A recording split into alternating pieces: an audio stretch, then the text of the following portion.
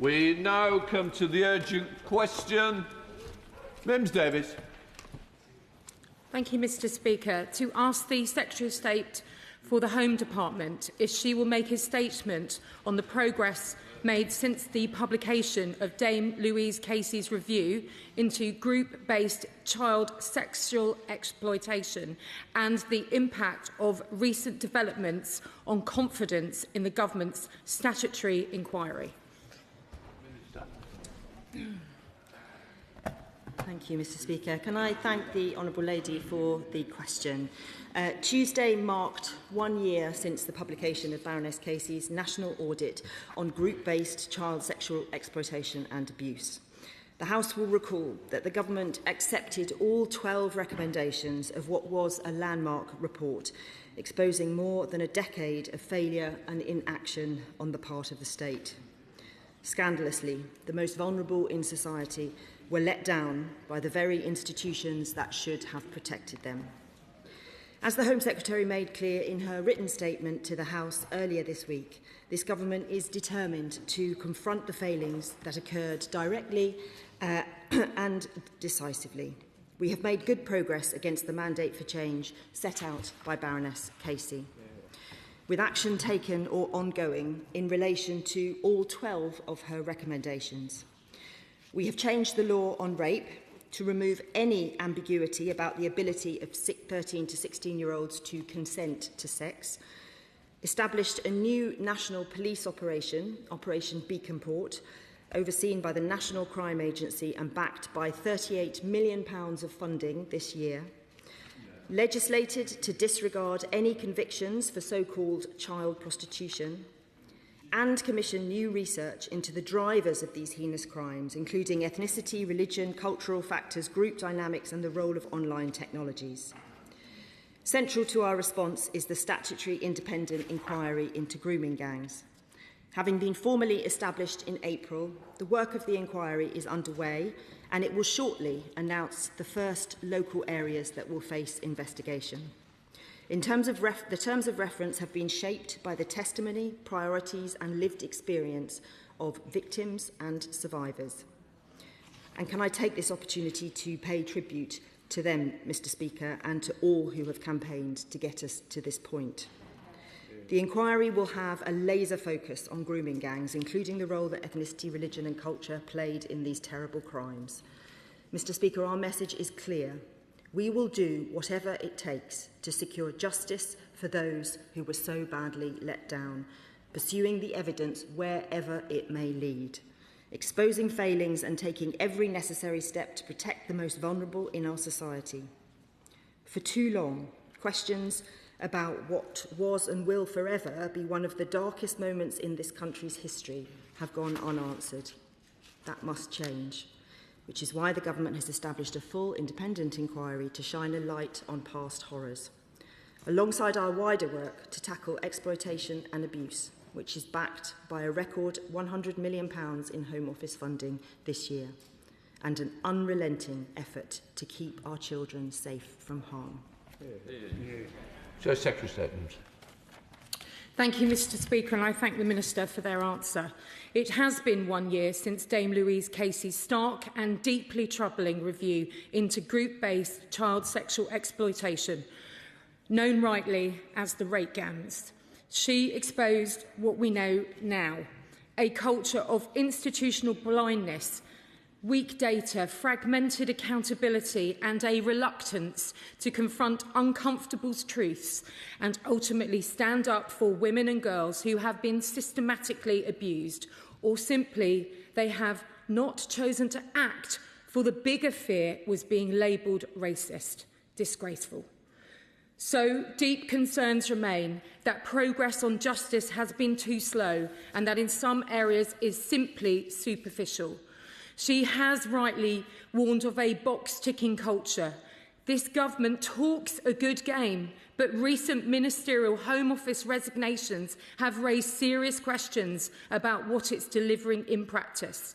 So how does the Minister respond to the deeply distressing but bold testimony of Fiona Goddard, who has bravely highlighted that some of the men convicted of abusing her have been released early, with some others potentially due for release soon. This is Labour's choices, and we warn them.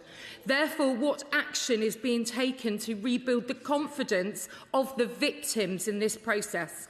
Does the Minister deeply regret opposing measures to prevent early release in such heartbreaking and horrific cases? Finally, how is the Government ensuring sentencing and post-release supervision reflect the severity of these crimes? I remind the House they were warned by us about their dire choices on the safety of women and girls. What are they going to do about it? Will anything change before the next election, or is this simply in the long grass? Survivors' voices and community concerns need to be heard. This is a matter of justice, accountability and trust. This government needs to step up and protect our women and our girls. Minister. 14 years. Thank you, Mr Speaker. I think we can agree on some of what the Honourable Lady has said. She's right that there was institutional blindness, and that we have seen in other ways across the state as well, and not just in these horrific cases, and it is something that we know we need to change. And she is right to speak of the victims and the horrors that they have suffered, and she is right to keep a focus on that. I would just gently say on the prison situation that she said that they warned us. I mean, we warned them for very many years about the state of our prison estate and the catastrophic situation that we found when we came into government, where there just simply weren't enough prison places and the whole system was at the point of collapse. And of course we have had to respond to that. I, as Policing Minister, have a duty to ensure that our police are policing our streets and making sure they keep everybody safe, and we are of course always aware of those people who are former criminals who've been in prison who come out, to make sure we are keeping an eye on them in the right way. And I spend a lot of my time talking to the police about how we do that. In terms of Louise Casey, who I think we all admire very greatly and are very grateful for the work that she continues to do. Of course, Louise Casey is right to push us to go faster. Of course she is. She always will, and that's why we asked her to do the job, because she demands the best from us. She also has praised the progress of the government in establishing the inquiry and the work that has been done to date. She is pushing us, understandably, on three areas. Around the convictions of the non-child prostitution convictions that people who've been groomed might have been convicted of, Operation Beacon Port having information flows in the right way, and Whitehall sort of taking this with the urgency that it needs to be. On all of those cases, we are going as fast as we can. We are responding to the questions that she has rightly asked, and we are pushing to get all of this work done as quickly as possible. She was very clear the inquiry should be a relatively speedy one. This was one of the challenges of Baroness J, and her inquiry that took many, many, many years, excellent though it was, and so the inquiry will be concluded by 2029. It has £65 million of funding, and we will get to the answers. Thank you, Mr Speaker. The Spicy Review of 2018 into the handling of widespread sexual exploitation in Newcastle of children and vulnerable adults found a culture which did not, which enabled the exploitation and rape of children and vulnerable adults, and a culture of by not investigating them, and a culture of victim blaming. Now, it also praised Newcastle City Council and Northumbria Police's actions following the investigation. Now, I have repeatedly contacted Northumbria Police to raise issues around child exploitation and to seek reassurances of their actions.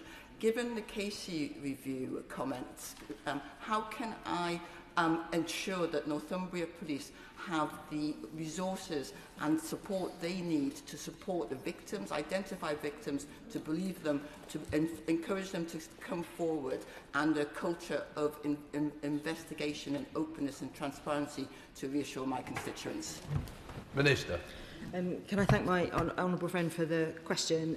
Of course, I'm happy to facilitate conversations, but it sounds like the Honourable Lady is already having those conversations. We are working on police culture, as she will know, and things like the Hillsborough Law and some of the other wider work we're doing across government to make sure we have the right openness and transparency and the right culture to be professionally curious and seek out solutions is very important. On the specifics, obviously all of the forces across the country have had an increase in funding this year, and Operation Beacon Port has its own fund of £38 million.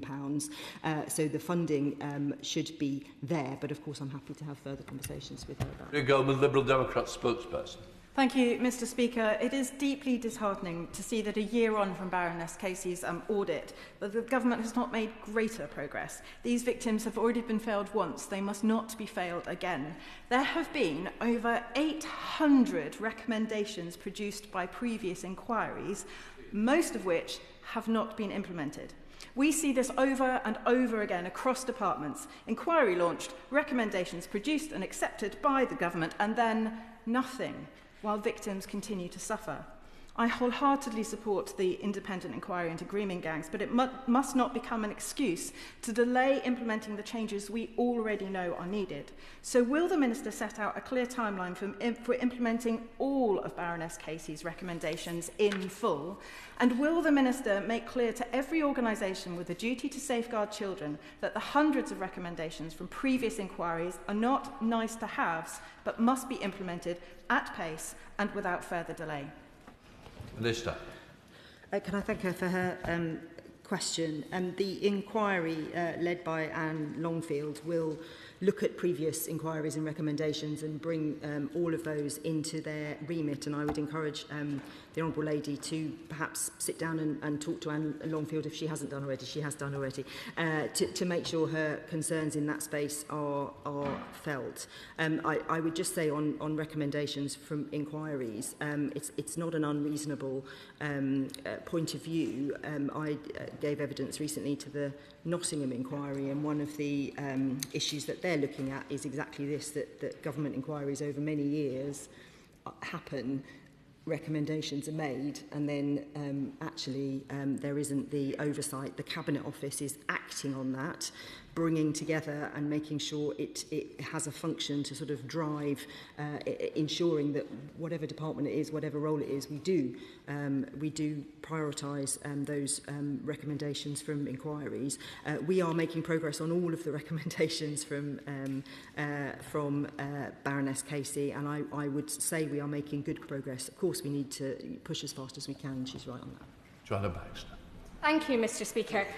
Victims and survivors absolutely have to be at the heart of this inquiry. So can the Minister talk to us about how practically they are being put at the centre of this work, what access to support they are being provided with, and what meaningful opportunities they have to shape the outcomes of the inquiry? Minister. Can I thank my right honourable friend? She's absolutely right to highlight the role of victims here and the need for us to be survivor-focused and trauma-informed all the way through, and that is exactly what the inquiry is focused on. They are working on a victims' charter, which they are going to publish very soon, which will set out all the questions that the Honourable Lady has asked in terms of how we will ensure we are both supporting and also hearing the voices of front and centre all those victims who we know weren't listened to for so long. Bob Black. Thank you, Mr. Speaker. I sat on the Housing, Communities and Local Government Select Committee for 14 years, and of course we saw the first expose of the scandals of the grooming gangs, particularly in Rochdale and other places in the north of England. Dame Louise Casey came in front of us, made recommendations which have still not been carried out. So, full power to the Minister to actually make this happen. The sad reality is that, as I understand at the moment, police forces are resisting the collection of ethnicity data and indeed resisting the investigation into those that turned a blind eye to what was going on in terms of grooming gangs. So will the Minister ensure that police forces carry out their duties properly and that those who turned a blind eye to what was going on are actually brought to justice and suffer the consequences of not protecting vulnerable girls? Minister. Can I thank him for his question? And I'd be very happy to have a conversation with him, or if he's got any information about which forces, what he's heard on that front. Of course, it would be very worrying if that were the case. We have made it clear that ethnicity needs to be reported on this kind of grooming-based CSE that we are dealing with here.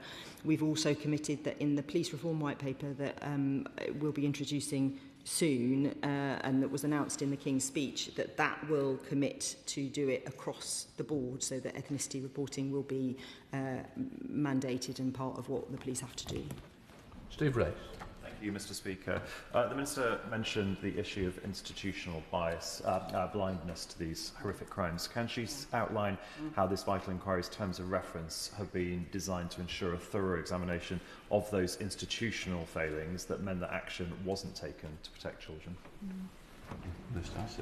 Can I thank my honourable friend? And of course, the terms of reference are very wide and very clear, and will look at cultural, ethnicity, race, and any kind of bias that might have been in the system, that was in the system in this case.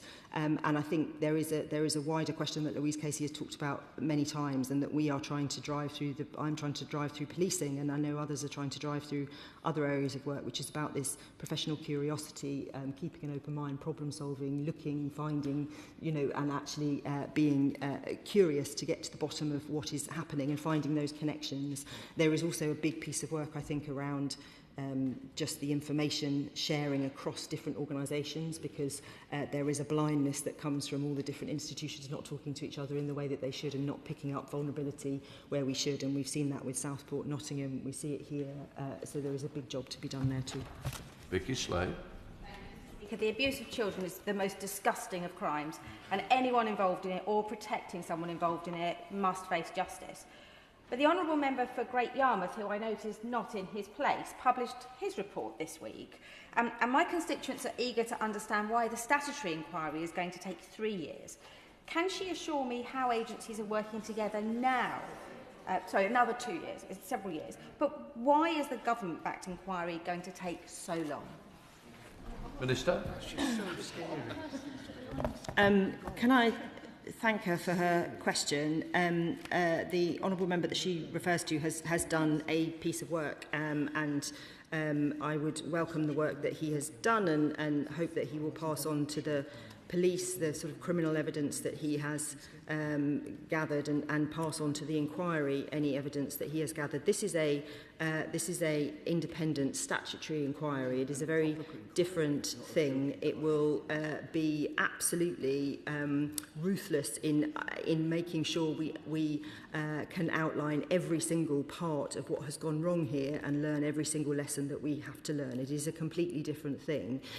What I would say is that statutory inquiries of this nature have in the past taken years and years, and Louise Casey was very clear that she wanted it to be time limited, and so we have said we want it finished, which is unusual in an inquiry, and there are some inquiries from the previous government set up that are still ongoing now. So it will be done by 2029, but it is a completely different piece of work. It will be enormously thorough, and it will get to the bottom of what happened and bring us, the answers that I know victims and the whole of the country want to see.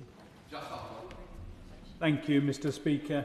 The grooming gangs represent the most profound betrayal against some of the most vulnerable people in our society, and the victims were failed by the very institutions that should have protected them.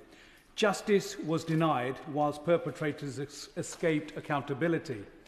The vile individuals who systematically groomed, abused and violated these girls must face the full force of the law. Can the Minister provide an update on how Operation Beacon Port and explain how its work is helping to identify offenders, secure justice for victims and strengthen the national response to tackling these heinous crimes. Minister. Can I thank my honourable friend for the question? Operation Beacon Port is being led by the National Crime Agency, which is the very best of our serious organised crime operators, and we are treating this as we would treat serious organised crime, which is what it is. We're treating it with the very utmost seriousness. The NCA are working with local police forces around the country to do reviews of closed cases. They made an announcement yesterday that honourable members can see online about reopening cases, and they are funded this year with £38 million, which is a very substantial amount of money which will enable them to uncover, go back over and reopen cases where they feel that there is injustice has been done and that actually these cases need to be opened again. Ben Lake. For the inquiry to secure justice for victims and survivors in Wales, it's essential that it fully understands the devolved context of Wales and the various lines of accountability that arise from it. One way to achieve that would be for Wales to receive a specific investigation as one of the inquiry's designated local areas. Can I ask whether the Minister can consider that? Minister. Well, as the honourable gentleman knows, the inquiry is entirely independent and it's not for us to say where it should lead. What I would say is that I know that the inquiry are going to be announcing shortly the first range of areas that they will be going to, so he will be able to see at least the first stage of those areas soon. Patricia Ferguson. Thank you, Mr. Speaker. I wonder if the Minister could advise if she believes that the inquiry has the appropriate powers and also the flexibility to allow it to follow the evidence wherever it leads, so that the recommendations can then drive lasting improvements in safeguarding and child protection. And can she advise if she is in dialogue with the Scottish Government on these matters too? Minister. Thank her for her question. She can be reassured that this inquiry has all the powers that it needs to go without fear or favour to find the answers that we all seek. This issue is too important for us not to have ensured that, so we absolutely have. And I know that my colleague, the Minister for Safeguarding, will be in contact with her counterparts in the Scottish Government to make sure we are joined up in our approach. Tesselman. Thank you, Mr. Speaker. Can I echo the comments about how disgusting these particular crimes are? Lady Casey identifies the government's quashing of convictions has failed to take account of the whole picture.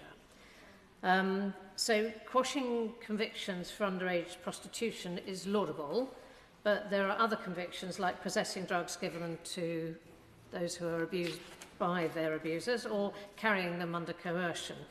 The Minister referred to professional curiosity. I wondered if she could encourage people around her to engage exactly that and to look further than just the very first conviction, the main conviction, and to sort this out. Can I thank her for the question? As she says, we have quashed convictions for people under 18 who were tried for prostitution. That was a very important part of this picture. And Louise Casey is suggesting that we go further. At the moment, victims can apply. They can come in and apply, and I think she wants a more proactive response. So we are working on more active guidance for victims. Ms. Bloor.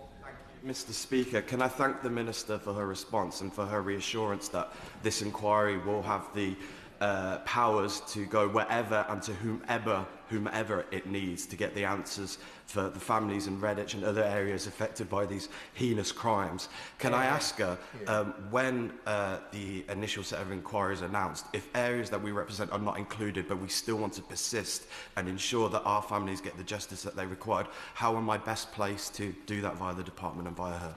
Minister. Can I thank him for the question? As I said, the inquiry is independent of government, and that's right and proper. What I would suggest is that he speaks to Anne Longfield, who is leading this work, or her panel. When they make their announcement, of course, people will say, well, what about other areas? I'm sure that will be the case, and I'm sure that they will be working through that and dealing with the priorities as they see them, and I'm sure they would welcome input from the honourable member. Christopher Chope. Mr. Speaker, the Honourable Lady has referred to the grooming gangs inquiry carried out by our friend, the member for Great Yarmouth. And early day motion 380 makes a number of recommendations. Will the Minister engage with our honourable friend in ensuring that his ideas and recommendations can be taken forward, because we don't want to have to wait for 3 years until the Baroness Casey report comes?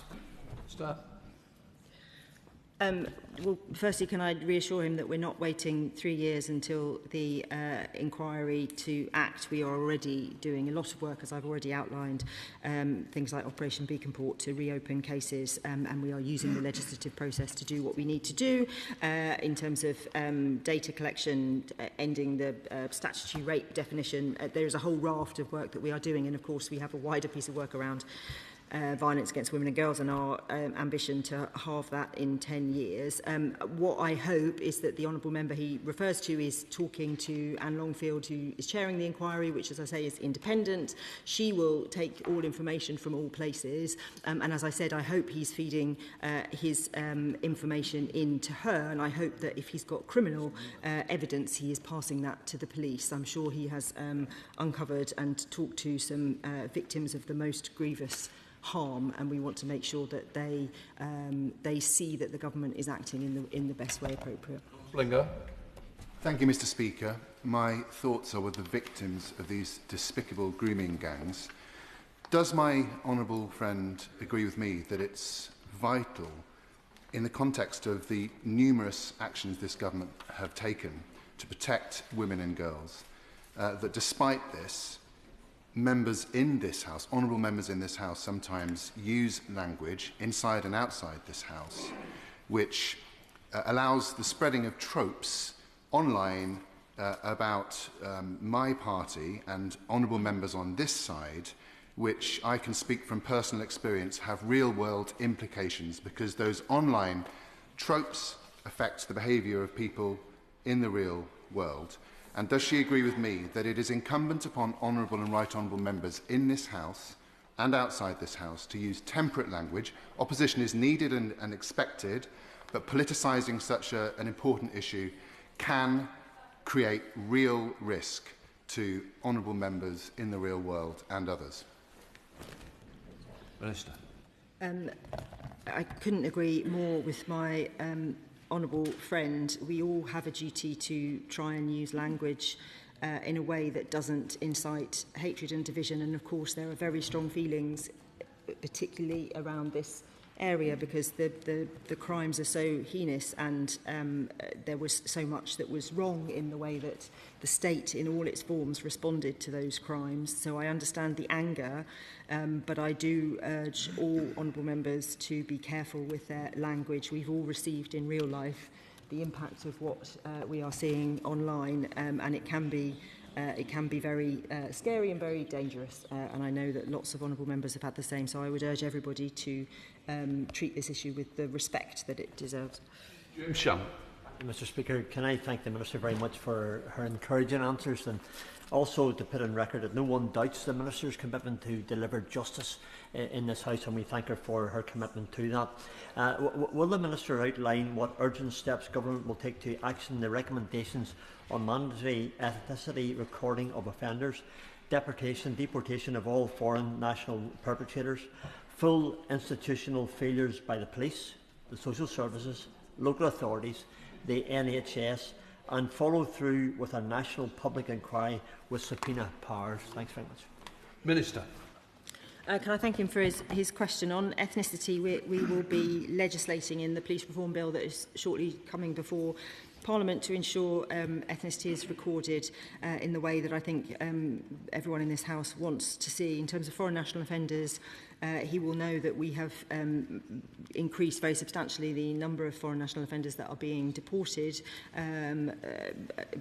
Since the last government, there has been a big increase, and that's quite right, and we will continue to do that, and we will continue to do the work across all of our departments to make sure people are acting in the way that they should be, and there is a whole raft of work underway across multiple departments to make sure that's the case.